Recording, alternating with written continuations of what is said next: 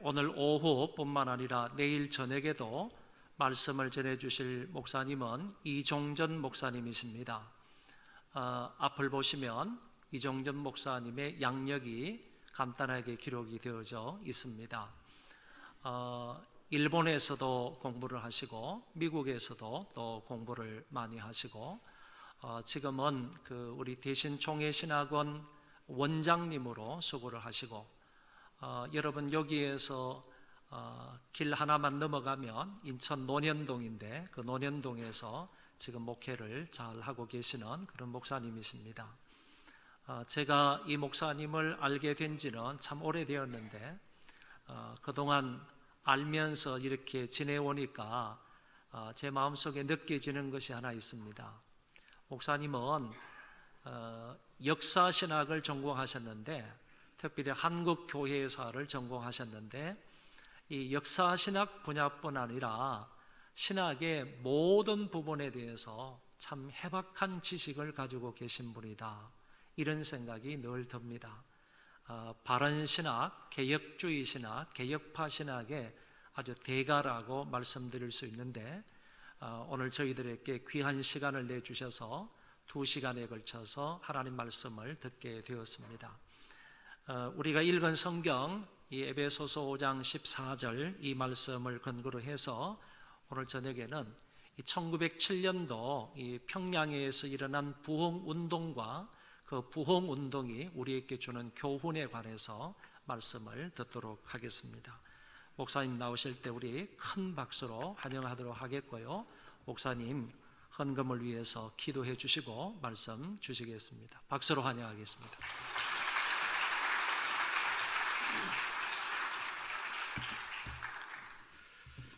잠시 기도 먼저 하고 말씀을 드리도록 하겠습니다.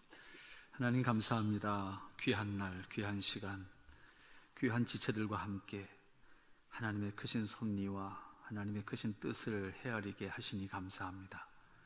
아버지 하나님, 우리로 하여금 하나님 앞에 간절한 모습으로 설 수 있는 기회를 주시니 감사합니다. 하나님께서 허락하신 귀한 시간, 하나님 기뻐하시는 모습으로 함께 하기를 원합니다. 이 시간 간절히 하나님 앞에 서는 저희들의 모습, 귀한 예물을 준비해서 그 마음을 담아 하나님의 은혜에 감사하고 하나님의 기뻐하심에 응답하기를 원합니다. 주님, 구별한 믿음들이 복되게 하시고 그 믿음들이 땅에서 하나님의 뜻을 드러내는 믿음이 되게 하여 주시옵시며 그 열매로 말미암아 하나님의 영광이 또한 나타나게 하옵소서. 아버지께서 원하시는 것을 저들을 통해서 이루게 하시며 그 뜻을 기뻐할 수 있는 인생이 되게 하옵소서. 귀한 것이 쓰여지는 곳에 하나님의 기뻐하심이 드러나고 그것을 감격할 수 있는 우리의 삶과 사역이 되게 하옵소서. 이 시간 아버지 하나님께서 섭리하셨던 우리 역사를 돌아보면서 그 안에 담겨졌던 하나님의 뜻과 사랑과 은혜를 나누고 체험하기를 원합니다. 주님, 이 시간 친히 함께 하실 때 아버지 하나님의 뜻이 우리를 통해서 드러나게 하시며 또한 아버지의 영광이 드러나게 하옵소서. 성령님 내주하셔서 아버지의 뜻을 드러내게 부족함이 없도록 도우시며 강권하옵소서. 주의 사랑과 은혜로 채워주시는 역사가 우리 안에 있기를 소망하옵나이다. 이 시간 친히 함께 하시며 부정한 것에 입술을 지켜주실 때 아버지 하나님의 기뻐하심만을 드러낼 수 있도록 도와주시옵소서. 예수님의 이름으로 기도하옵나이다. 아멘. 감사합니다. 여러분들과 하나님의 말씀을 통해서 함께 할 수 있는 기회가 주어졌음 자체가 저에게는 대단히 기쁘고 감사하고 또 개인적으로 영광스럽게 생각합니다.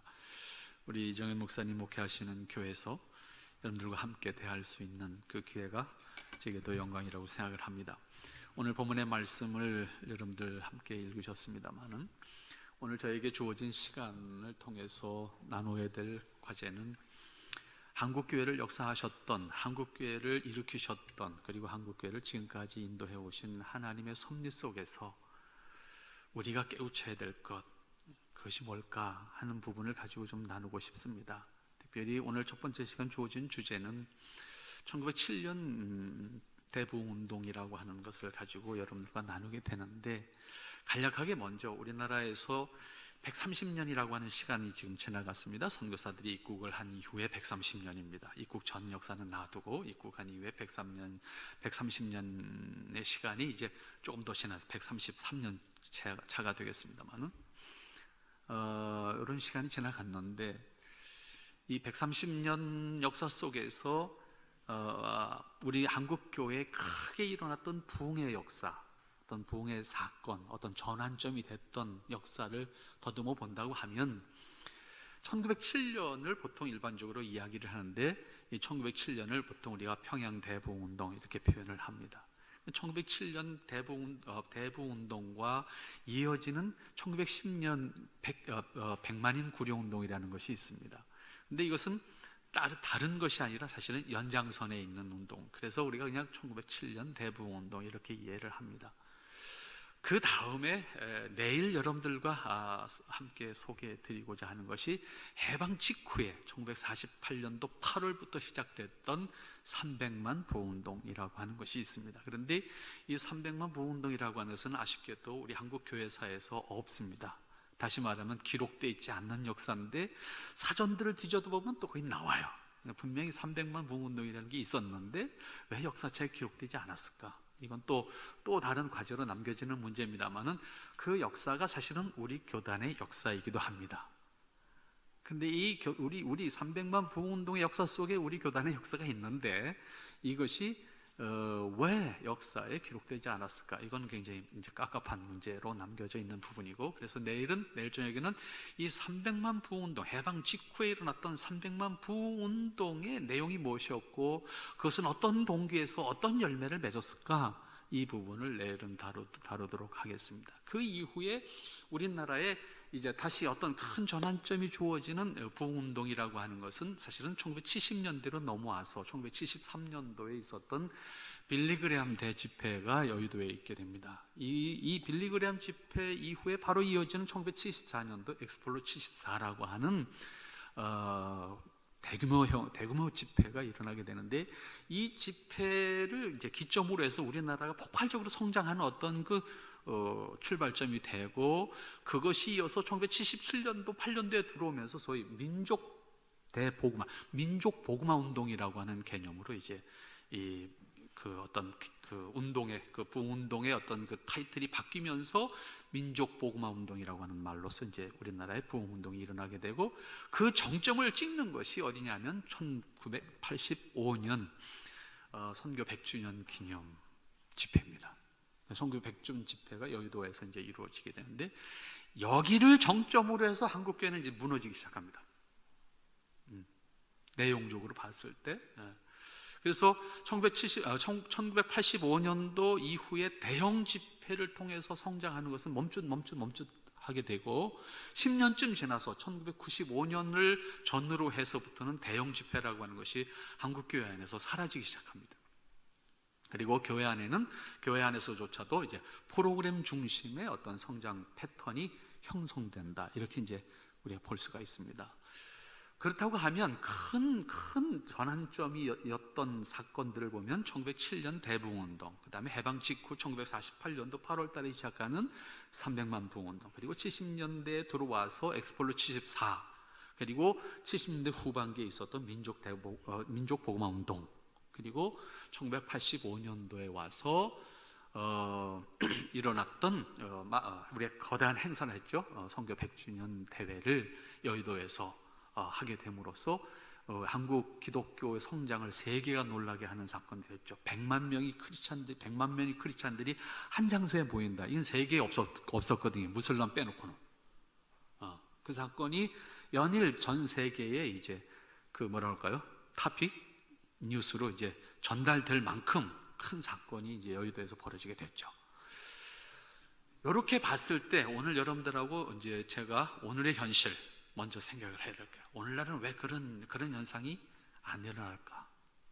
개교회도, 개교회적으로도, 혹은 어떤 지역사회적으로, 내지는 우리 국가적 단위에서 기독교 안에서 그런 폭발적인 어떤 변화, 폭발적인 어떤 그 움직임이 왜 보이지 않을까? 아마 이걸 진단하는 것이 오늘 우리에게서 가장 중요한 문제가 아닐까라고 하는 것인데, 그 이면을 보면 어떤 부분이 있는가 하면, 대부운동이 됐던 엑스폴로 74가 됐던 혹은 민족보호마 운동이 됐던 그 우리나라의 큰 폭발적인 성장을 이루었던 부운동의 이면에는 공통점이 있습니다. 아까 기도하시는 가운데서도 그랬고, 오늘 본문으로 읽었던 말씀이죠. 에베소서 5장 14절 말씀, 깨어서 죽은 자들 가운데서 일어나라. 그냥 우리가 평범하게 사용하는 말로 쓴다고 하면 갈급함이 없어요. 오늘 현실 속에서. 그 갈급함이라고 하는 것이 과거는 환경적이었어요. 누구도 똑같았어요. 그 갈급함이라고 하는 것이 환경적으로 주어졌어요. 그런데 우리가 잘 살게 되면서 환경적인 갈급함이 없어졌어요. 그럼 우리 스스로가 갈급해져야 되는데 이건 안 되는 거예요. 이 부분에 문제가 있어요. 과거에는 내가 갈급하기 싫어도 갈급해야만 하는 거예요. 왜? 첫째는 못 살았어요. 밥 먹는 게 눈 뜨면 걱정이었던 거예요. 차라리 눈 안 뜨고 싶었어. 왜? 자는 동안 배고픔 못 느끼니까. 눈 뜨면 배고픔을 느껴요. 이걸 해결해야 되는데 해결할 수 있는 방법이 없었어요. 그러니까 우리나라 교회 성장의 패턴을 보면 공통점이 또 하나 있는데, 우리나라 경제 성장과 같이 가고 있다는 겁니다. IMF를 통해서 우리 경제가 멈칫했을 때부터 결정적으로 교회 성장은 멈췄어요. 이때부터 교회도 갈급함이 없는 거예요. 영적인 갈급함이 있어야 되는데, 우리가 깨어 있어야 되는데 이 깨어 있음이 없는 거예요. 그런데 과거에는 그 깨어 있음을 환경적인 것이 우리에게 깨어 있으라고 했어요. 첫째는 기본적으로는 배고픔이었어요. 해방 직후에는 배도 고팠고 사회가 대혼란 속에 빠진 거예요. 이 혼란을 극복해야 되는데 우리 힘으로 안 돼. 그러자 바로 다시 6.25가 터졌어.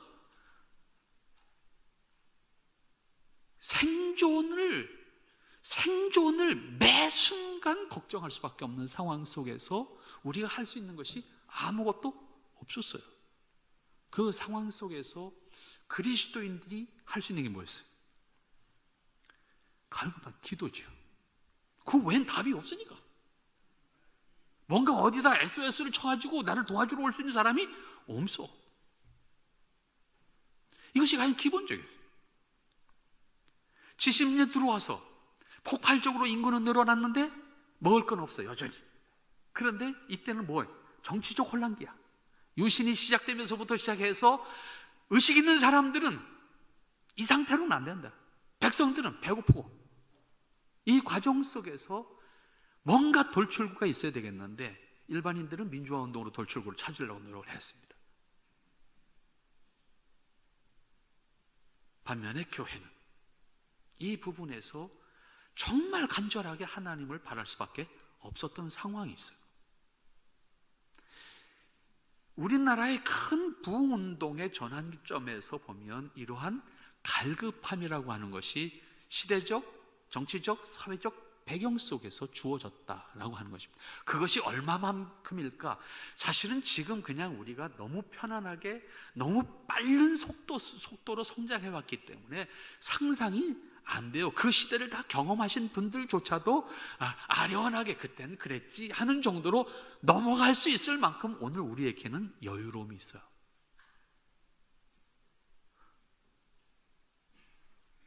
그러다 보니까 우리 영적인 측면에서의 깨어있음이 소홀해요. 인간은 환경적인 요소에 의해서 지배를 받을 수밖에 없지만 그것을 극복할 수 있는 것이 영적인 것이거든요.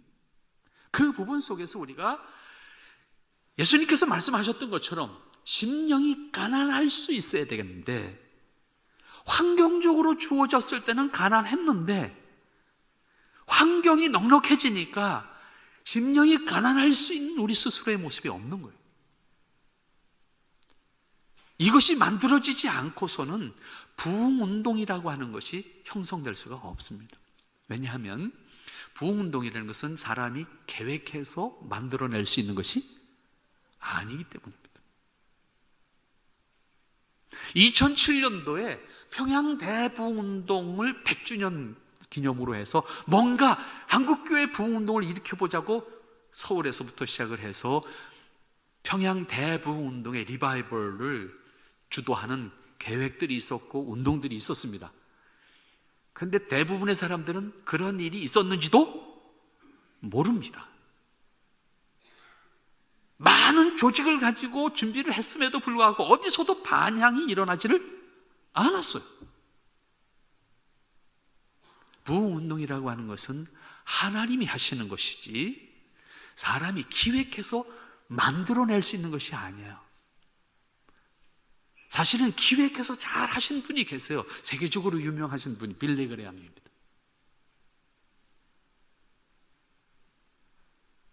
하지만 진정한 부흥운동이라고 하는 것은 그렇게 기획된 사건으로 만들어지는 것이 아닙니다. 우리나라 1907년도 대부흥운동이라고 하는 것도 누가 기획한 것이 아니에요.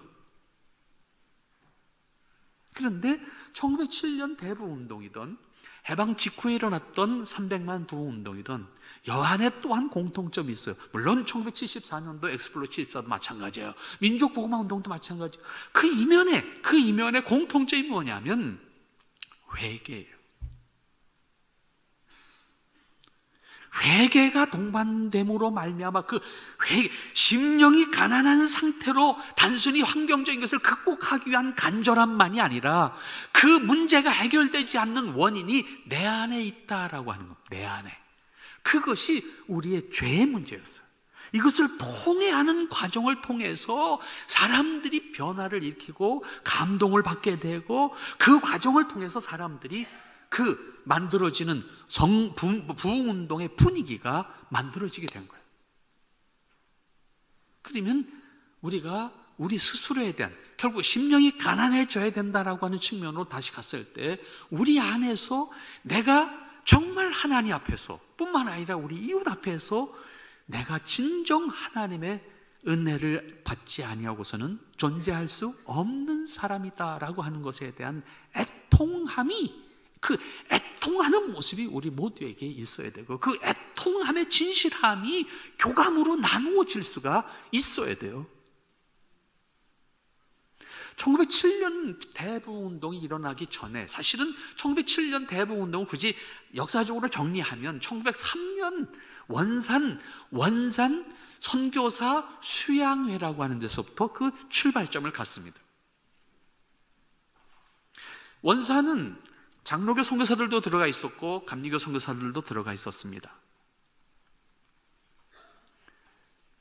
그런데 감리교 선교사들이 중심이 돼서 감리교 선교사들이 여름에 수양회로 모여서 자신들이 조선에 와서 그래도 한 30년 가까운 시간 선교를 했는데 우리가 이러한 상태로 지금 우리 스스로가 뭐라 할까요? 번아웃 될 수밖에 없는 상태에 이를 만큼 우리 스스로가 참 힘들다. 그래서 수양회를 통해서 자기들 스스로가 먼저 이러한 상태를 극복하지 않고서는 조선에서 선교를 개성할 수 없지 않느냐. 그래서 수양회를 하면서 중국에서 사역했던 하디라고 하는 선교사를 불러서 그 한 주간 동안 하나님의 말씀을 배우면서 경건의 시간을 가지고 있었습니다.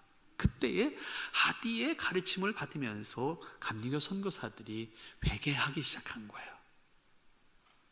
내가 선교사로 이 땅에 왔는데 과연 내가 진정 이 땅의 사람들을 사랑하고 있는가? 이 땅의 사람들과 함께 할 수 있는가? 이 땅의 사람들을 정말로 내가 하나님이 우리를 사랑했던 것처럼 사랑하고 있는가? 이 질문에 대해서 스스로 답을 할 수가 없었던 거예요. 여러분, 지금 우리는 이만큼 살기 때문에 우리가 130년 전, 한 20년, 100년 전에 우리의 모습은 어떨까? 사실은 상상이 잘 안 돼요. 이건 매우 의도적으로 우리 역사를 거슬러 올라가서 당시의 상황을 보면 그때 좀 이해가 될 것인데, 당시의 선교사들이 조선에 와서 조선을 보면서 무엇을 느꼈을까? 이 생각을 하면 우리는 지금 우리의 모습으로 생각해서는 결코 안 된다라고 하는 거죠. 선교사들이 들어왔을 때 제일 힘든 것이 뭐였을까요? 지금 우리는 뭐 아프리카를 생각하고 뭐 저기 뭐 브라질을 생각하고 뭐 어디 저기 중동 지방의 어떤 이슬람 국가를 생각하지만 130년 전, 100년 전의 조선 사회는 어느 수준이었을까요? 그러면 선교사들이 들어와서 가장 힘들었던 것은 무엇이었을까요? 한번 우리가 거꾸로 생각해 보면요, 그들의 마음을 이해할 수가 있어요. 우리는 기본적으로 문맹국가였습니다. 국민들이 글을 몰랐어요. 우리는 학교에서 일방적인 5,000년 역사를 자랑스럽게만 배웠어요. 물론 자랑스러워요. 왜? 5,000년 역사를 가진 나라가 세상에 별로 없어요. 여러분 굉장히 많을 것 같은데 5,000년 역사를 가지고 있는 나라가 지구상에 몇 개 없습니다. 그 역사는 무엇으로 대신, 미국 사람들이 제일 부러워하는 게 뭐예요? 우리나라를 보면서 부러워하는 거 있을까요? 미국 사람들이? 옛날에는 미국 미제는 뭐도 좋다고 그랬는데, 그 사람들이 그렇게 발전의 어떤 상징이었던 그 미국 사람들이 한국에 와서 제일 부러워하는 게 뭘까요? 역사예요. 우리만의 역사를 가지고 있다는 거예요. 우리만의 언어를 가지고 있다는 거예요. 우리만의 문자를 가지고 있다는 거예요. 여러분, 언어는 가지고 있지만 문자를 가지고 있는 나라가 또한 많지 않아요. 이거는 정말 가까운 일본 사람들도 우리나라를 보면서 가장 부러워하는 것 가운데 하나가 뭐냐면 문자를 가지고 있다는 거예요. 우리말 문자. 일본 말이 말입니까? 일본 말이 문자입니까? 그 문자가 제대로 된 문자입니까? 저는 지금도 그걸 문자라고 생각하고 싶지를 않아요. 이게 그런 문자가 세상에 어디 있어요? 온갖 걸 다 집어넣은 거잖아요. 그래도 어쨌든 그걸 갖고 또 통용하는 사람들이 있으니까 인정할 수밖에 없지요. 하지만 그들이 가장 부러워하는 것, 우리 문자가 있다는 거예요. 이거는 우리 역사의 자랑이고 우리 민족의 자랑입니다. 그런데 안타깝게도 조선 후기에 왔을 때 우리는 사실은 문자나 인쇄술이나 이런 것을 단순히 생각해 보면 서양보다 훨씬 빨랐잖아요. 우리나라의 조선 중기까지, 그러니까 16세기 말까지 역사 속에서 우리나라는 대단히 발전한 국가 가운데 하나입니다. 하지만 조선 후기로 가면서 우리는 정쟁에 휘말리면서 그러한 스스로 발전한 것을 가지고 있었던 우리였음에도 불구하고 그것을 다 잃어버리게 되거든요. 그리고 조선 말기에 오면 결국 지배 계급에 있는 사람들 일부만 문화 생활을 할 수 있었지, 나머지는 우리가 일반 국민들이 그렇게 할 수가 없었습니다. 선교사들이 서울에 와서 제일 힘들었던 것이 무엇이냐면 화장실이었어요.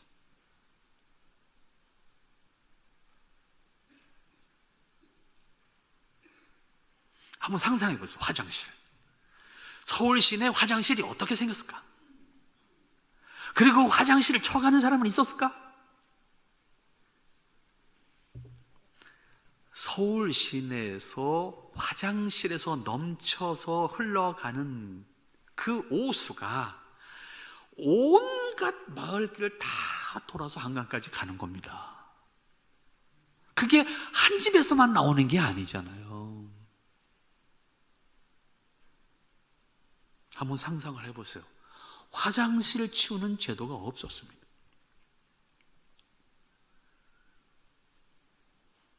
소달구지에다가 나무로 만든 통에다가 실어내는 수준이었는데 그거를 다 감당할 수가 없었습니다.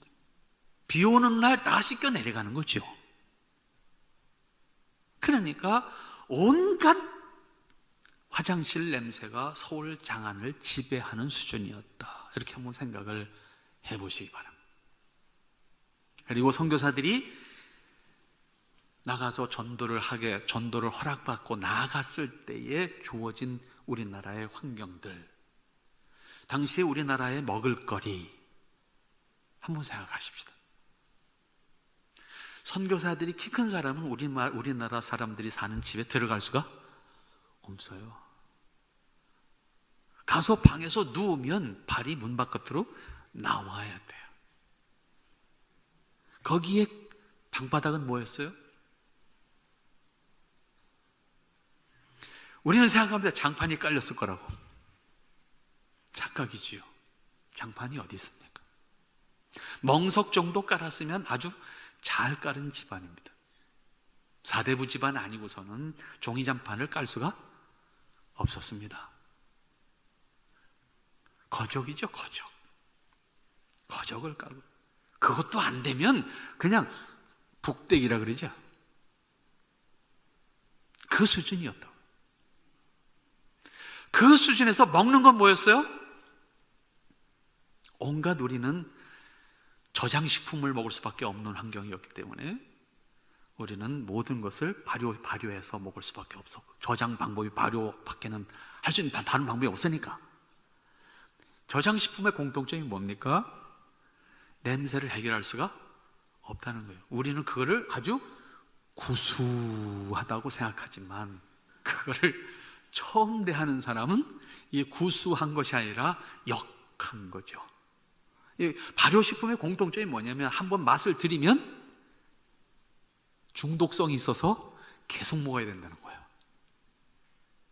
그래서 서양 사람들도 우리 음식에 일단 맛을 딱 들이면 언젠가는 먹고 싶어져요. 그게 반드시.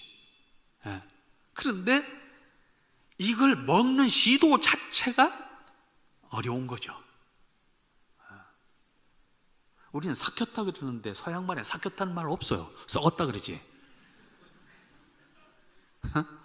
이걸 어떻게 하냐고. 그것을 먹으려고 하니 먹혀지냐고. 그러니까 선교사들의 눈으로 볼 때 조선 사람은 어떤 사람들이에요? 우리가 지금 저 브라질 정글 속에 사는 사람들하고 다르지 않은 사람들이죠. 아주 미개한 사람으로 볼 수밖에 없는 거죠.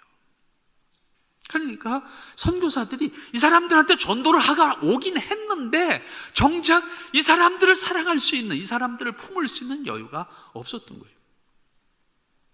그래서 그들이 시간은 지나가는데 자신들이 정말로 이 사람들을 섬기고 있는가라고 하는 것을 돌아보았을 때는 아니었던 거죠. 그래서 회개하는 과정 속에서 하나님, 나도 조선 사람들이 먹는 걸 먹게 해 주십시오. 이게 간절함이었어요. 이 선교사들에게는.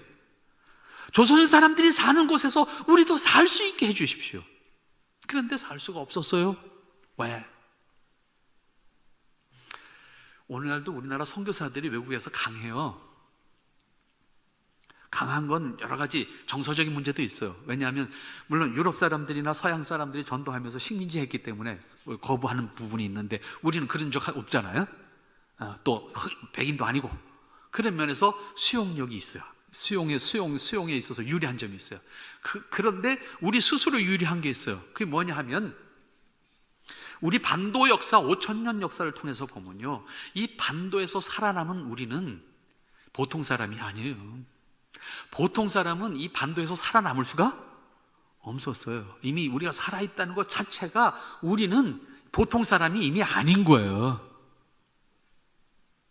이 조그만 반도에서 엄청난 전쟁이 있었고 기근이 있었습니다. 그런데 여기서 살아남았다는 사실은 우리는 대단히 끈질기고 강력하고 그리고 누구도 따라올 수 없는 생존력을 가진 DNA가 우리한테는 있습니다. 그래서 한국 사람들은 일단 솥에 들어갔든 안 들어갔든 먹겠다고 그러면 다 먹어요. 그리고 그거 가지고 살아남을 수가 있어요. 풀뿌리부터 시작해서 나무 뿌리부터 시작해서 못 먹는 거 없어요. 살기 위해선 다 먹어요. 그리고 먹고 탈이 안 나. 탈이 나면 문제인 거예요. 그건 죽어. 먹고 탈이 안 난다고. 강력한 장을 가지고 있어요. 그래서 세계 어느 나라에 가도 웬만한 건 다 먹고 살아남아. 그래서 적응력이 강해. 서양 사람들은 이게 안 됩니다. 절대로. 생리적으로 안 되게 돼 있어요. 그러다 보니까 한국에 들어와서 초기에 선교사들이 무수히 죽습니다.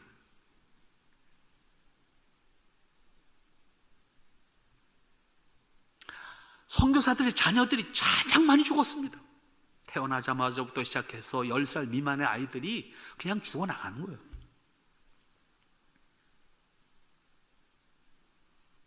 한번 생각해 보세요.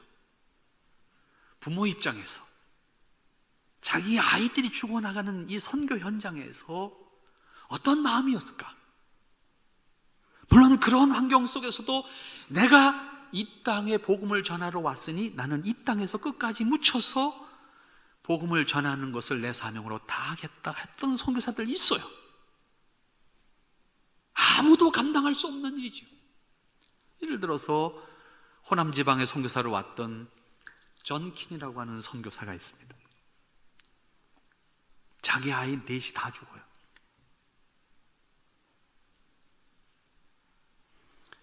이분이 남긴 유명한 말이 있어요. 넷이 다 죽고 나니까 부모의 입장에서 얼마나 힘들었겠어요. 그때 이분이 하나님 앞에 기도하면서 한 말이, 하나님, 이제야 비로소 내가 자유함으로 선교를 할 수 있겠습니다. 이거는 역설적으로, 대단히 역설적으로 피나는 하나님 앞에서의 다짐이죠.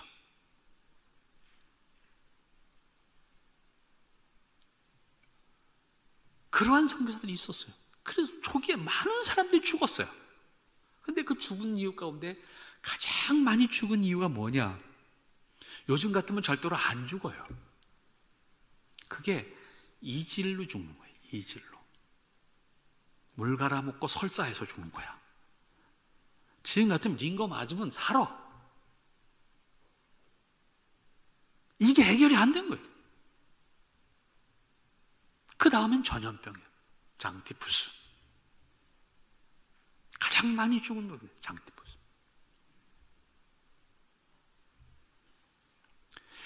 그렇게 우리의 환경이 나빴어요. 이렇게 나쁜 환경 속에서 선교사들이 전도하러 오긴 했는데 다가올 수가 없는 거예요. 눈앞에서 사람들이 죽어가고 자기 자식들이 죽어가고 이런 과정 속에서도 이 땅의 사람들을 위해서 복음을 전해야 되겠다고 간절함은 있었지만은 다가올 수 없었던 거예요. 그럼에도 불구하고 그들은 그러지 못했음을 회개하기 시작한 겁니다. 그리고 하나님 앞에 그럼에도 불구하고 우리가 조선 사람들을 사랑할 수 있게 해주십시오. 우리가 그들을 사랑하지 못한 것을 회개합니다. 그들과 함께 살지 못한 것을 회개합니다. 여기부터 출발한 거예요. 이것이 은혜가 충만한 분위기가 만들어졌어요. 이 소문이 평양으로 전해졌어요. 평양 역시 장로교 선교사들과 감리교 선교사들 또 다른 교파 선교사들도 같이 사역을 했지만 장로교 선교부가 가장 많이 들어와서 활동을 했었기 때문에 전국에 어디를 가든 장로교 선교사들이 가장 영향력이 컸습니다. 그러니까 평양에서 장로교 선교사들이 중심이 돼서 우리도 하나님의 은혜로 이 일을 감당해야지. 그리고 우리가 우리 스스로 돌아보아서 하나님 앞에서 우리의 모습이 어떠한 것이어야 되는지 우리 스스로도 돌아봐야지. 저 감리교 선교사들이 저렇게 은혜를 받고 자신들의 모습을 다잡는데 우리도 하자. 그래서 결국 1906년도에 여름에 장로교 선교사들이 평양에서 모여서 똑같이 수양회를 하면서 역시 은혜를 받는 시간을 가지게 돼요. 그리고 그 수양회가 끝나면서 그러면 이걸 우리끼리만 받는 것으로 만족하지 말고 우리 평양에 있는 조선 사람들도 같이 이 은혜를 나눌 수 있는 시간이면 좋겠다. 그래서 1906년 여름 수양회에서 이런 내용을 결정을 하고 그 이듬해인 1907년 1월 달에 1월 초에 소위 연초 집회를 하자. 이렇게 해서 장대현 교회에서 연초에 집회를 준비를 해서 열게 된 겁니다. 그런데 이때는 사실 한 사람, 우리 일반적으로 한 교회 신자들만 모인 것이 아니고 사실은 평양 인근에 있는 약 400여 교회에서 사람들이 모였는데 이때 모인 사람들은 남자들만 모였어요. 요즘 말로 하면 남전도의 연합 집회의 개념이야, 이게. 남전도의 연합 집회의 개념으로 모여서 사람들이 집회를 시작을 했고 그 집회에 사람들이 각 지역의 대표 남전도 회원들이 모여서 집회를 했는데 이것이 은혜가 충만해지기 시작. 여기서 은혜를 받기 시작하고 사람들이 입에서 입으로 전하면서 이 집회가 2주간 간다고요. 2주간. 우리가 70년대, 80년대만 해도 부흥회를 개교에서 하는 부흥회가 보통 월요일 저녁에 시작해서 토요일 날 새벽까지 했어요. 그죠? 그렇게 했는데 이게 우리 삶의 환경이, 생활 환경이 바뀌다 보니까 이제는 낮에는 아예 못하고 주로 저녁 시간이나 새벽 시간만 주말을 이용해서 주로 하시는 것 같아요, 요즘에는. 그런데 사실은 이 1907년 대부운동이 일어날 이때부터 거의 식민지 시대 끝나기 전까지의 우리나라 교회는 대부분 그 당시에는 사경회라고 하는 말로 했는데 사경회는 지금 집회의 개념하고는 좀 달라요.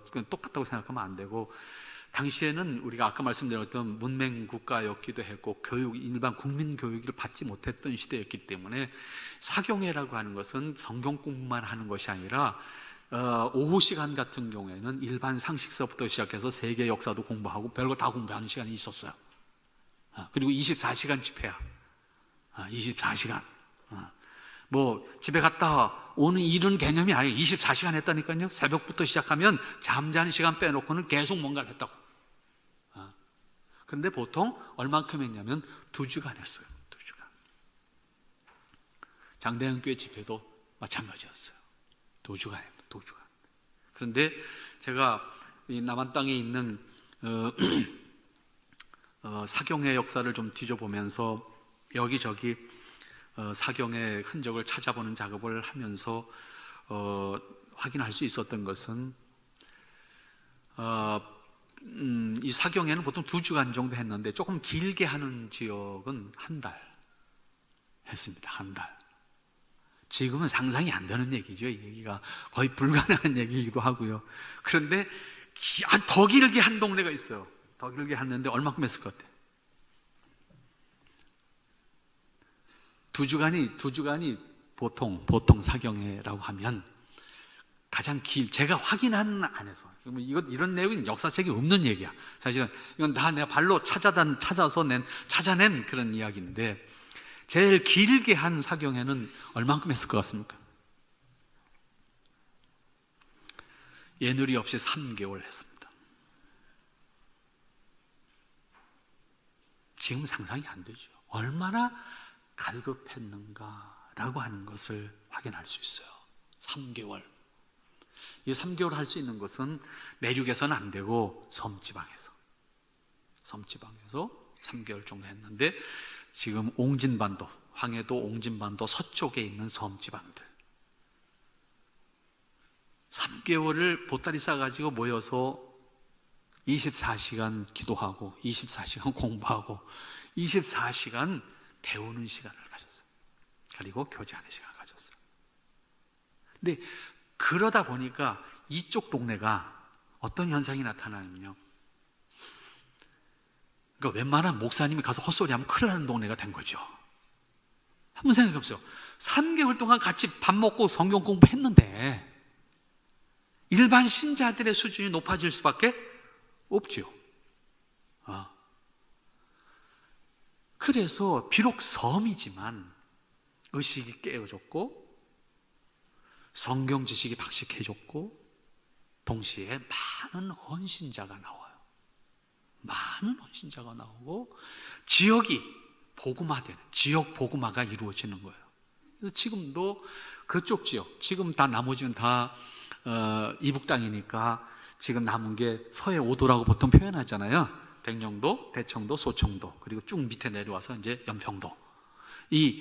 그 작은 섬들이 이제 있는데, 연평도는 한참 밑에이기 때문에 빼놓고, 이 백령도를 중심으로 해서 지금 남쪽에 있는 대청도, 소청도 이 세 개의 섬의 복음화율이라고 하는 것은 우리 한국 전체 복음화율과 비교가 안 됩니다. 우리가 보통 전라남도 신안의 증도라고 하는 섬이 이제 가장 복음화율이 높다, 이제 이렇게 이야기를 하는데, 백령도라고 하는 섬은 복음을 받아들이면서 섬 전체 주민회의를 해서 아예 결정을 해요. 우리 섬에서는 제사가 없다. 우리 섬에서는 고사를 못 지낸다. 이런 아예 결정을 해버려요. 그 전통이 지금까지도 유효합니다. 지금까지도. 마을마다 10개 마을이 있는데 10개 마을에 교회가 있어요. 거기서는 교회를 안 다니면 명함을 못 내밀어. 아예 면장은 다 장로야. 장로가 아니면 면장을 아예 할 수가 없어. 혹 교회를 출석은 안 하더라도 재밌는 게 뭔지, 추수감사할 때는 다 나와. 교회를 안 와도 뭔가는 갖다 놓고 가. 바다에서 잡은 걸 갖다 놓든지 농사를 진 걸 갖다 놓든지 뭔가는 갖다 놓고 가. 교회를 안 다녀도 뭔가 가서 물고기를 좀 괜찮은 걸 좀 잡았다 그러면 목사님 집 앞에 갖다 놓고 가. 누가 갖다 놓은지 몰라.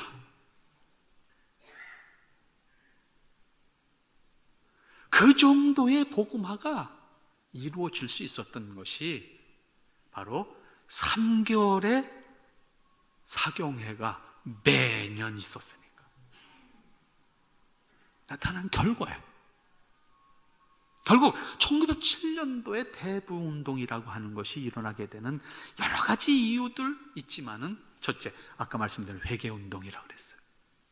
그 회개운동이 선교사들에 의해서 시작이 됐는데, 그것이 장대현교회에서 집회를 시작했을 때에 그대로 연결이 되면서 폭발을 하게 되는 거예요.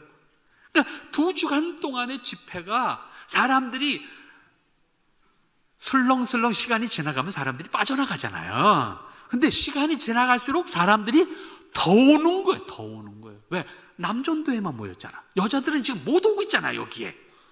그러니까 우리도 참석하게 해달라는 거지. 그래서 결국은 장대현 교회 1차 남전도의 집회가 끝나면서 여자들을 위한 집회를 다시 한다고요. 그리고 그 선교사들이 세운 학교는 학교대로 부흥회를 다시 하는 거야.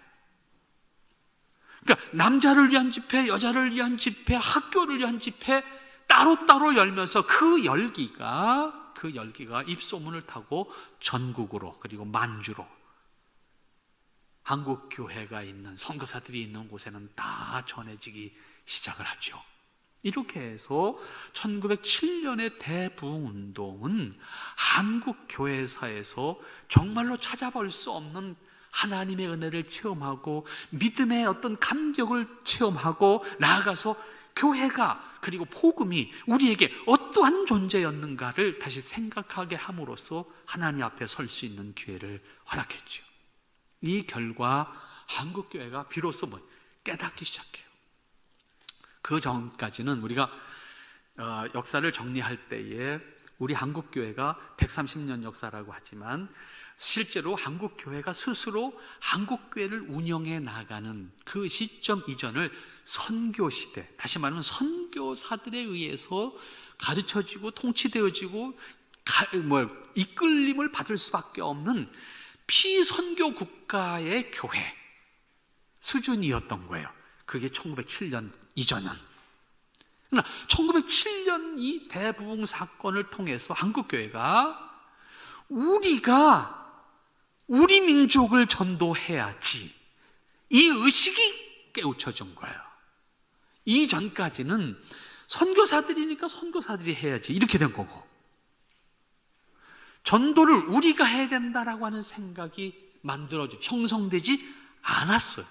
그런데 결국 1907년 대부흥운동이라고 하는 사건을 통해서 우리나라 교회가, 우리 스스로가 우리 민족을 전도해야 되겠다라고 하는 자각의식을 가지게 됨으로써 아까 말씀드렸던 이 1907년 대부흥운동이 열기가 식어질 그 즈음에 한국교회가 결정하게 되는 것이 백만인 구류운동이라는 것을, 우리가 이 열기를 이어서 우리 민족을 우리가 전도하자 라고 하는 의식을 가지게 되는 거예요. 그래서 이 백만인 구류운동이라고 하는 것은 1907년 부흥운동의 연장선에서 우리나라 교회가 전국의 모든 가가호호를 전도지 한 장 돌리자라고 하는 그 캐치프레이즈를 내걸고 전도하기 시작하죠. 그리고 모든 사람들에게 전도지 한 장을, 한 가정에 전도지 한 장을 배부하는 것을 목적으로 해서 전국적인 복음 전도 운동이라는 것이 이루어지게 되고, 이것이 우리 교회, 한국 교회가 스스로 한국을 전도하자고 계획하고 전개했던 첫 번째 대전도 운동이 백만인 구려 운동이라고 하는 이름으로 전개된 겁니다. 그러니까 1907년 대부흥운동의 열매라고 말할 수 있겠죠. 1907년 대부흥운동이 한국교회에 맡겨준 그 열매라고 하는 것은 이처럼 우리 스스로, 우리 자력으로 우리 교회를 우리 스스로가 전도하자라고 하는 전도운동이 우리 한국교회 안에서 스스로 일어나게 되었다라고 하는 것이 아마 가장 큰 열매 가운데 하나가 아닐까 이렇게 생각을 합니다. 그리고 그때 이후에 아까 말씀드렸던 것처럼 한국교회는 성경 공부 배워야 된다. 그리고 실제로 한국교회는 복음을 가르치면서 문자를 가르쳤어요. 왜냐하면 초등교육을 받은 적이 없는 백성들이니까 성경을 가르치기 위해서 문자를 가르쳤고, 선교사들은 이때 한국교회 안에다 정책적으로 뭘 실시하는가 하면 한글 전형화 운동이라는 걸 하게 됩니다. 그러니까 교회 안에서 모든 문서는 한글로 작성한다. 전도지도 한글로 작성한다. 한문을 사용하지 않게 했어요. 정책으로. 한문을 사용할 수도 있겠지만은 한문은 특별히 한문을 배운 사람 외에는 사용할 수 없는 문자이기 때문에, 그리고 한문을 익히는 시간이 너무 많이 걸리기 때문에 이것은 사용하지 말고 오직 한글을 사용해서 모든 사람이 한글로 문자를 볼 수 있도록 해라. 문서를 볼 수 있도록 해라. 이게 선교사들이 정책에 의해서 한글 전용화 정책과 한글 교육을 통해서 우리 문맹 국가였던 조선 사람들의 눈을 뜨게 했고, 그 눈을 뜨게 하는 목적이 복음을 전하는 것이었다. 이걸 우리가 그냥 사회학적인 측면에서 보면요, 그런 의미에서 한국에 와서 활동했던 선교사들이 남겨준 공헌이 단순히 복음을 전하는 것으로 끝난 것이 아니고 우리 민족의 눈을 뜨게 했다라고 하는 것은 이건 그냥 지나칠 수가 없는 거예요. 실제로 이것이 엄청나게 큰 사건임에도 불구하고 우리 역사 속에서 배운 적이 없고요, 지금도 누구도 말하지 않아요. 선교사들이 성경을 번역했지만 번역했을 때에 그 번역한 문법적으로 누구 감사할 수 있는 사람이 없어. 우리 한국의 문법적 체계가 만들어진 적이 없어. 어떻게 해야 되겠어요? 우리말 교본을 최초로 만든 게 한국 사람이 아닙니다. 존 로스라고 하는 선교사입니다. 복음을 전하려고 성경을 번역을 해놨긴 했는데 이게 맞는지 틀린지 자기도 몰라. 결국은 조선말을 문법적 체계로 다시 정리를 해서 그걸 가지고 만들기 시작한 거예요.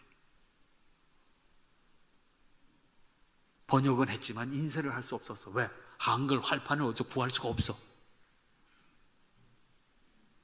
결국 선교사들은 한글 활판을 만드는 것부터 시작해야 된다. 어디서 따왔는지 모르지만 저기 심령 부흥회라고 하는 글씨체가 초기에 우리 선교사들이 활판을 만들었던 그 글씨체와 아주 유사합니다. 똑같은 건 아닌데. 그래서 활자를 만드는 데부터 시작. 이게 다 선교사들의 손에서 만들어진 거예요. 우리 스스로가 우리 문자를 그렇게 발전시키지 못했거든. 조선시대에 한글을 썼나요? 조선시대 한글 쓰는 건 쌍놈들이었어요. 그래서 언문이라고, 우리 스스로가 한글을 언문이라고 했어요. 화장실에서나 쓰는 문자다, 그런 뜻입니다. 아주 비하했죠. 그러니까 한글이 발전할 수가 없었어요.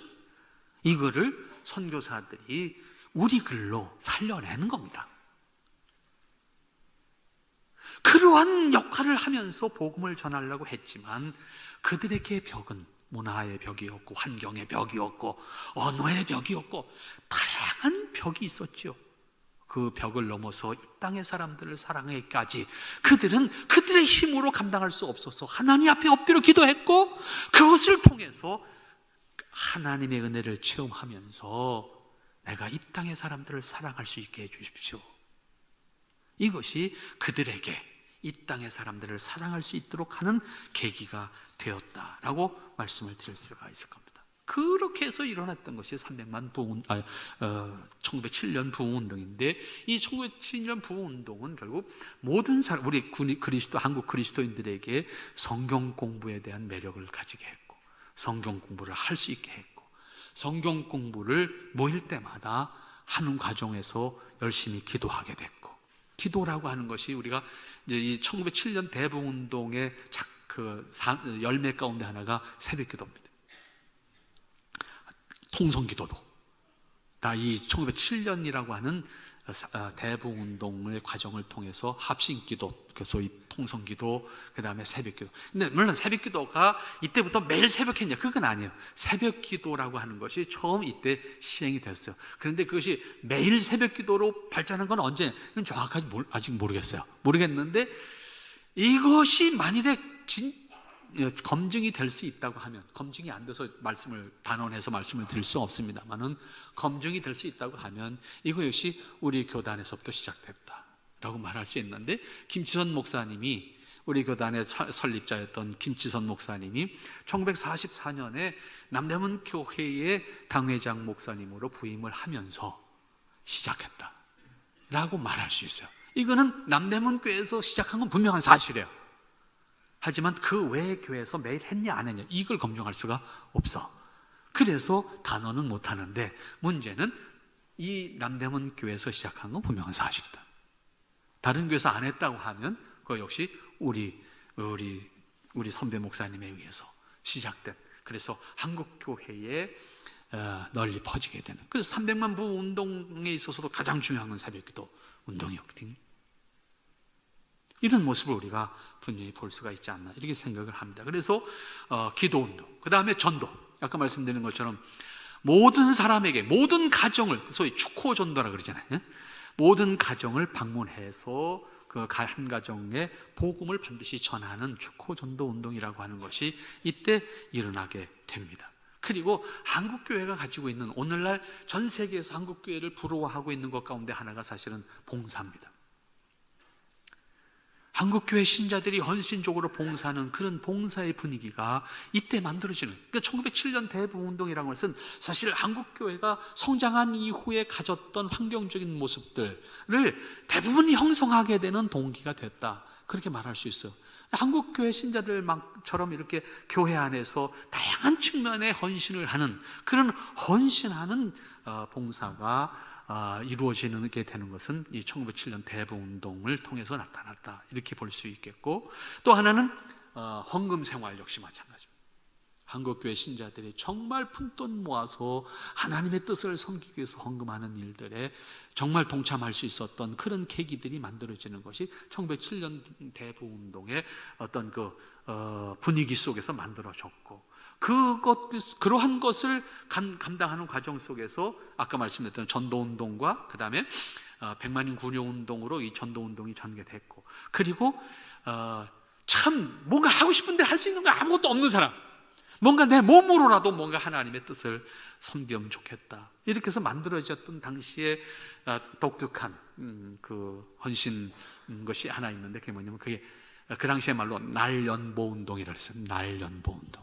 그게 뭐냐면 난 돈도 없고 난 뭔가 몸으로 때울 수 있는 건 내가 할 수 있겠는데, 그러니까 내가 일주일 동안에 하루를 정해서 어떤 날을 정해서 그 날을 난 온전히 하나님 앞에 내 몸으로 할 수 있는 일을 하겠다. 이런 날연보운동이라고 하는 것이 전개가 됩니다.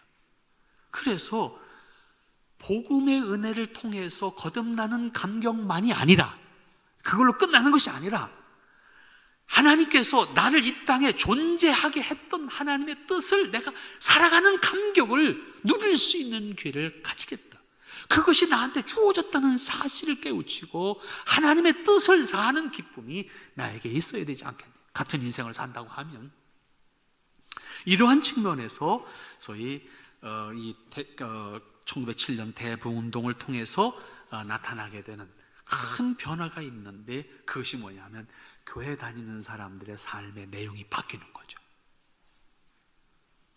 그러니까 이런 거죠. 조선 후기에 우리나라 사회적 정서는 뭐였어요? 양반이어야 돼요. 그죠? 천민은 사람 대접을 일단 받을 수가 없어. 양반은 뭐예요? 놀고 먹어야 돼. 놀고 먹으려면 결국 누군가의 등을 쳐먹어야 되는 거잖아요. 그러니까 결국 조선이 무너지는 과정 속에서 제일 힘들었던 게 뭐예요? 탐관오리들의 착취잖아요. 이 착취 때문에 일어났던 게 뭐예요? 동학이잖아요. 이게 결국은 조선 후기, 곧 이게 선교사들이 들어오는 그 시점이거든요. 이게 딱. 결국 이 상황 속에서 복음을 통해서 변화되는 삶, 하나님의 은혜를 깨닫고 하나님의 은혜를 체험한 이후에 변화되는 삶이 그리스도인 안에서 나타나기 시작하는데, 어떤 현상이 나타납니까? 남자는 일 안 하고 여자만 일하게 돼 있었어요. 당시의 사회적 환경이 그랬어. 오늘 여자 성도님들 행복하다는 사실을 인정하시기 바랍니다. 시대를 잘 타고나셨어. 그때 태어나셨다고 하면 지금 여러분들 이 자리에 결코 있을 수가 없어. 당시에는 여자가 농사일부터 시작해서 집안일부터 시작해서 애 기르는 것부터 다 해야 돼. 남자는 놀아. 그게 당시의 가치, 사회적 가치였다고요. 남자가 일하면 못난 놈이야. 능력이 없는 놈이야.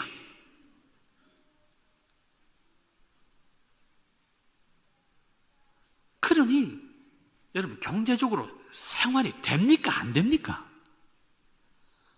못 먹을 수밖에 없고 굶을 수밖에 없는 게 당시의 사회적 풍조였다고요. 그런데 교회에 나오니까 일 안 하고 먹는 건 죄라 그랬어요. 성경이.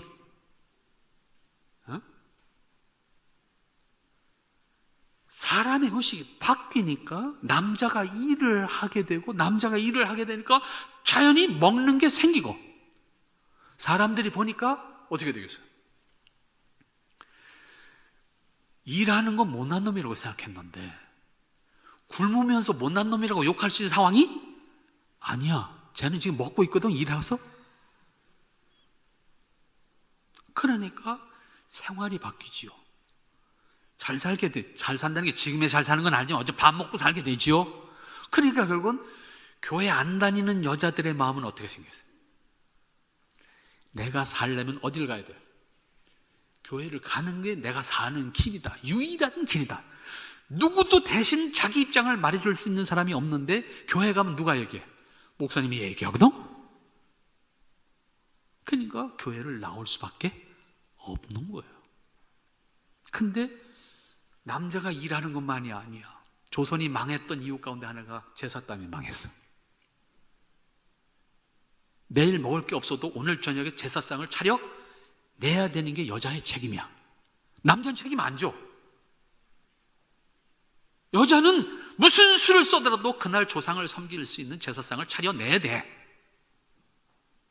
근데 아버지 어머니만이 아니야. 몇 대 조상까지 섬기니 1년 내내 제사상을 차려야 돼. 근데 교회를 나가고 나니까 제사상을 안 차려도 되는 거야. 여자의 사명이 뭐여야 되겠어요? 남편을 무슨 수를 써도 교회를 데리고 나와야 되는 거예요. 그래야 내가 살아. 이게 당시에 필연적인 상황이었어요. 그러니까 우리나라 교회에 여자가 많을 수밖에 없어. 당시의 상황이. 지금 왜 많은지 난 잘 모르겠어요. 그러니까 여자는 남자를 무조건 교회로 데리고 나와야 내가 살 길이 열리는 거죠. 예. 지금도 제가 어렸을 때 어머니 따라 교회 가서 부흥회를 하는데 무슨 설교를 하셨는지는 기억이 안 나는데 그날 찬송한 사람이 보통 특송이라고 그러잖아요. 특송한 권사님의 찬송을 제가 외우고 있어. 근데 다 외우는 것이 아니라 내 어린 마음에 딱 한 구절이 기억이 나는데 그 찬송의 가사가 뭐냐면 금세 내세 복 받기는 금주함에 있나니라. 교회 나오면 술부터 끊어야 돼.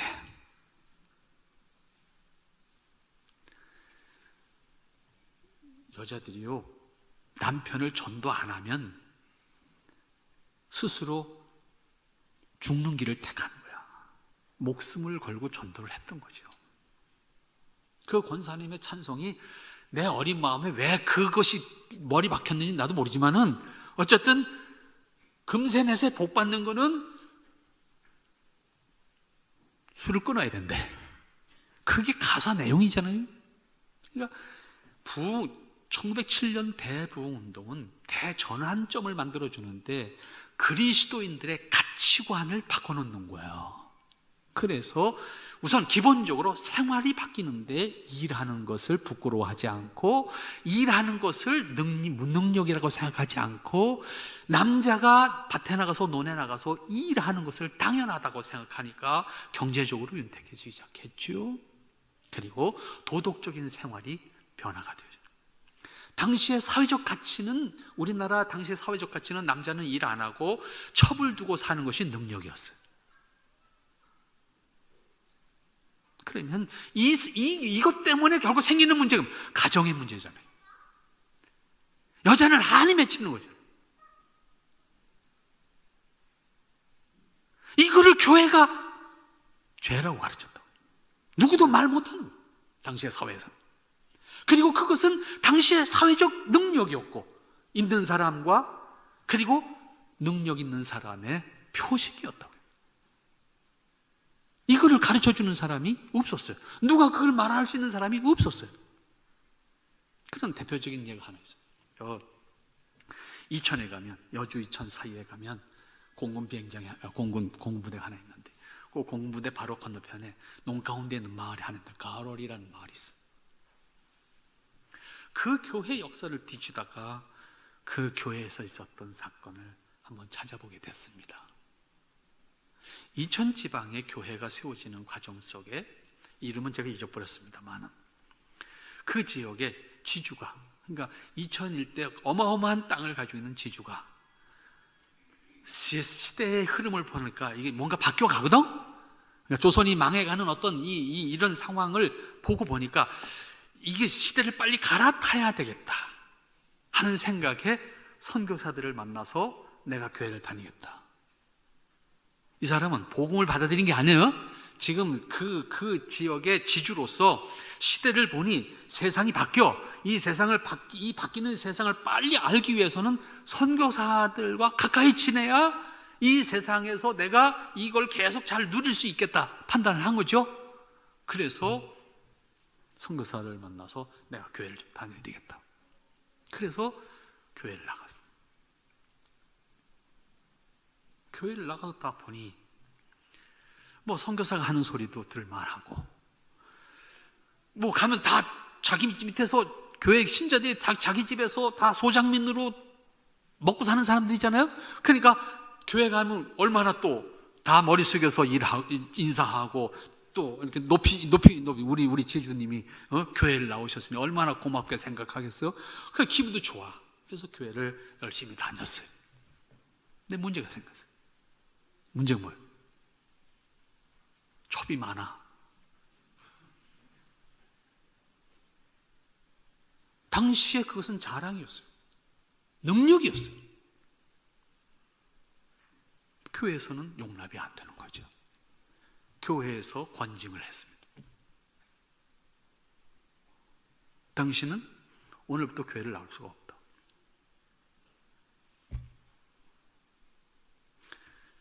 교회를 다시 나오려거든 그 문제를 다 해결해라.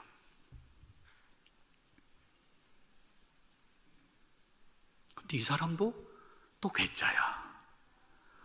자기 밑에서 일하는 사람들인데 지금 교회 신자들이 지금 자기가 나 오늘 우리 땅에서 농사 짓지 마. 그럼 다 굶어 죽을 놈들인데 이놈들이 자기를 지금 권징을 한 거야. 그럼 여러분 같으면 어떻게 하겠어요? 근데 이 사람이 이게 결국 사람이 하는 게 아니야. 이게 하나님의 역사라고 하는 거죠. 이 사람이 교회에서 권징을 받고 그 다음 날부터 교회를 안 나오는 것이 아니라 매일 나오는 거야. 그런데 문제는 예배당 안에를 안 들어가는 거야.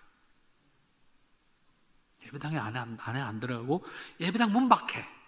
옛날에는 남자 들어가는 문하고 여자 들어가는 문이 두 개가 있잖아요. 남자가 들어가는 문 신발장 있잖아요. 그 옆에. 신발장 앞에 앉아서 새벽 기도를 매일 하는 거예요. 예배도 비가 오나 눈이 오나 주일에는 예배를 드리러 가. 그리고 그 문 앞에서 꿀로 앉아서 예배를 드려. 그러면 자기 집, 자기 땅에서 농사 짓는 소장민들은 자기 땅 주인이 지금 문 밖에 앉아가지고 예배를 드리고 있는데 그 사람을 보고 지금 자기는 예배당에 들어가. 들어간 사람 마음 편하겠어요? 그런데 이 사람은 그 과정 속에서 단 한 번도 불평을 하지 않아. 내가 그걸 죄라는 것을 몰랐다. 실제로 그랬고 당시의 사회는 그게 능력이었으니까. 그런데 교회에 나오니 그게 죄라고 하니 내가 잘못한 거 아니냐. 그리고 그것에 대한 벌을 받아야 된다니 나 오늘 교회 못 나가는 거 당연한 거고. 여러분, 이런 마음을 누가 주셨을까요? 이건 성령님의 역사예요.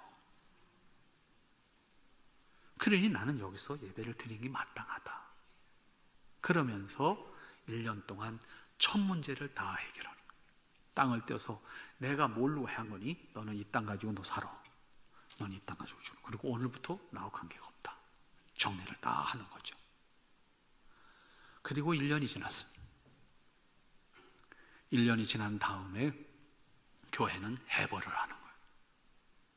그리고 그 지주를 예배당 안으로 받아들이는 거예요. 여러분, 그 상황을 한번 상상을 한번 해보세요. 얼마나 감격스러웠겠어요. 그건 단순히 떡 해놓고 잔치하는 수준의 감격이 아니고 그건 뭘로 표현할 수 없는 감격이지요. 서로 부둥켜 안고 하나님의 은혜였다고, 하나님의 사랑이었다고 그 은혜를 나누는 거죠.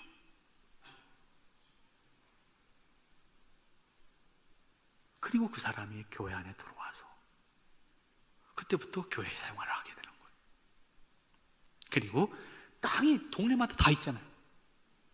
지역 일대 마을마다 자기 땅 있는 곳에다 예배당을 짓는 겁니다.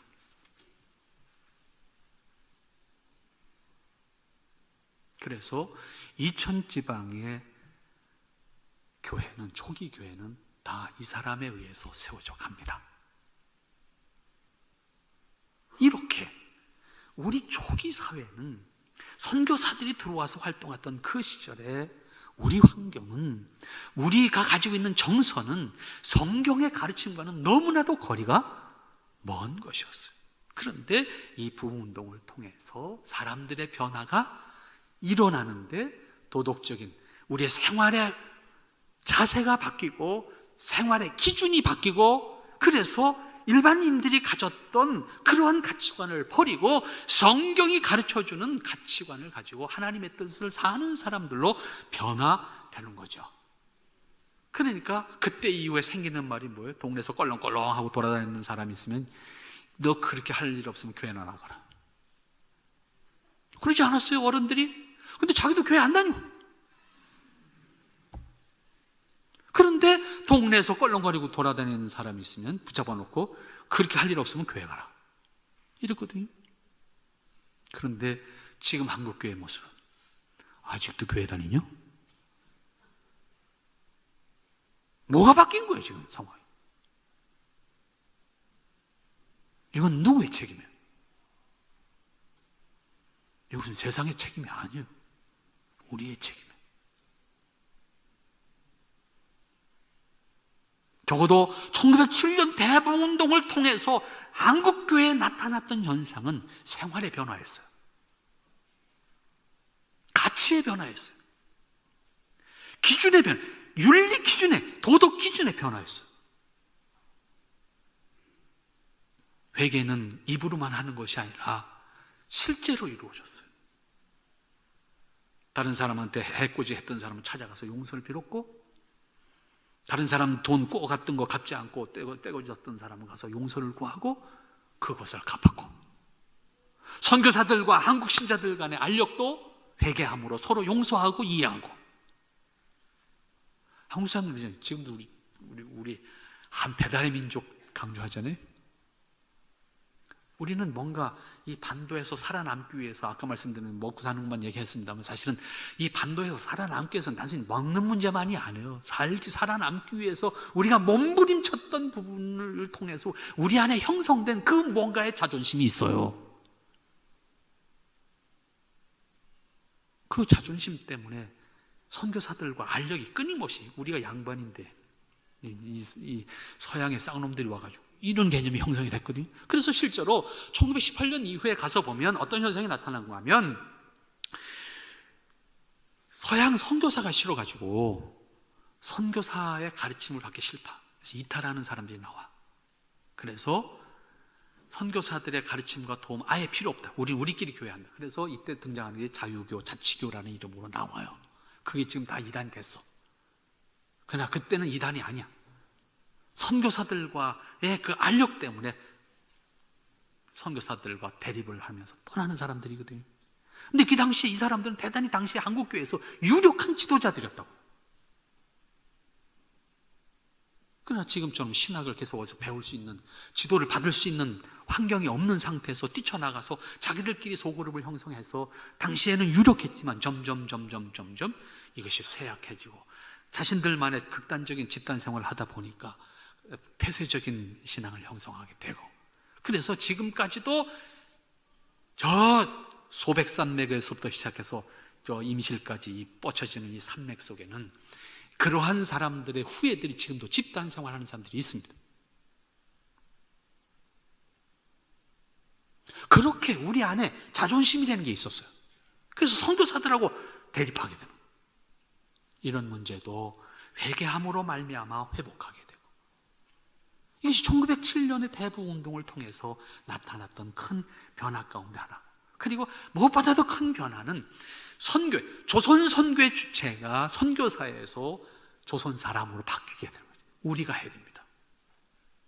선교사님들의 도움을 받기는 하지만 조선 선교는 우리가 해야 됩니다 라고 바뀌는 과정에 큰 전환점이 됐던 것도 1907년 대부운동의 열매다라고도 우리가 볼 수 있겠고, 이러한 것뿐만 아니라 더 나아가서는 단순히 우리가 거듭났고 그리고 우리가 바른 생활 해야 되고 이런 수준에서 끝나는 것이 아니라 사회적인 책임, 국가적인 책임을 인식하게 되죠.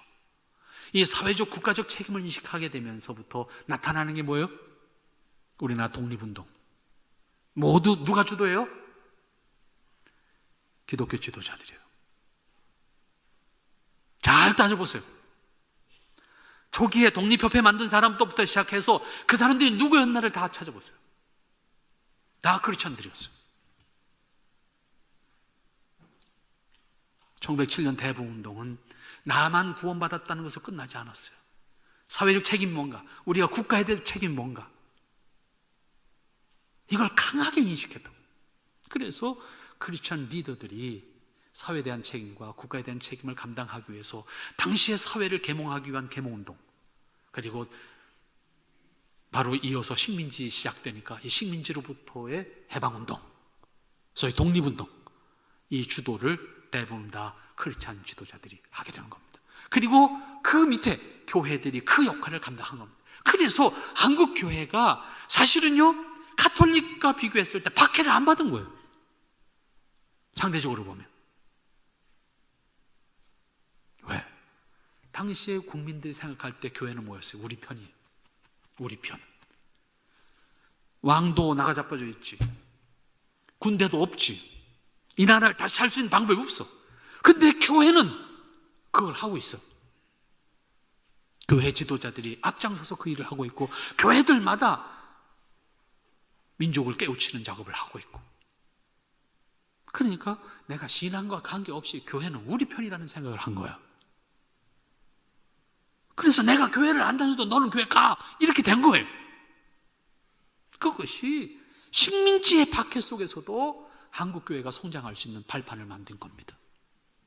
그런 의미에서 1907년 대부운동이라고 하는 것은 식민지 역사 속에서도 한국교회를 지켰고, 지키는 것으로 끝나는 것이 아니라 한국교회를 박해 속에서도 성장시켰고, 나아가서 교회만이 아니라 우리 사회를 변화시켰고, 그리고 국가를 독립시키는 일까지 감당하는 기초가 됐던 것이 1907년 대부운동의 역사였다라고 생각한다고 하면, 이것이 비록 교회사지만은 교회 역사로 끝나는 문제가 아니다라고. 국가적 차원에서 이해해야 될 대부운동이었다라고 생각할 수가 있는 겁니다. 그런 의미에서 적어도 우리 소망교회에 속한 모든 성도님들, 이 지역에서, 105도시에서 이 소망교회를 통해서 하나님의 뜻을 그렇게 드러낼 수 있는 역사가 여러분의 믿음과 여러분의 헌신과 여러분의 생활을 통해서 드러낼 수 있기를 바랍니다. 기도합니다.